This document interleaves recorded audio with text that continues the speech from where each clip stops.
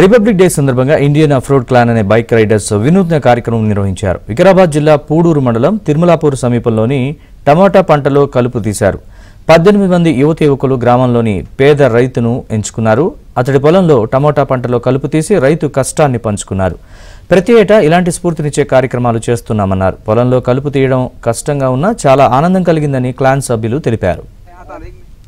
గణతంత్ర దినోత్సవం సందర్భంగా మేము మా టీం అంతా కలిసి ఇక్కడ పొలంలోకి వచ్చి వెజిటేబుల్ ఫార్మింగ్ అని చెప్పి రైతుకి సపోర్టివ్ వద్దామని చెప్పి ఇక్కడికి వచ్చాము.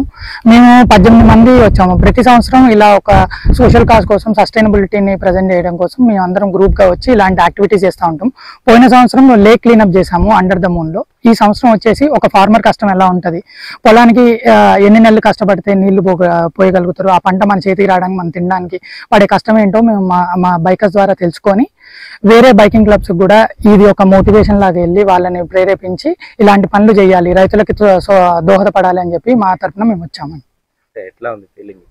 ఇక్కడ ఫస్ట్ వచ్చినప్పుడు మాకేం చేయాలో అర్థం కాలేదు. అంటే ప్రతి ఒక్కరికి రైతు యొక్క సమస్యలు ఇవేం తెలియదు కదా.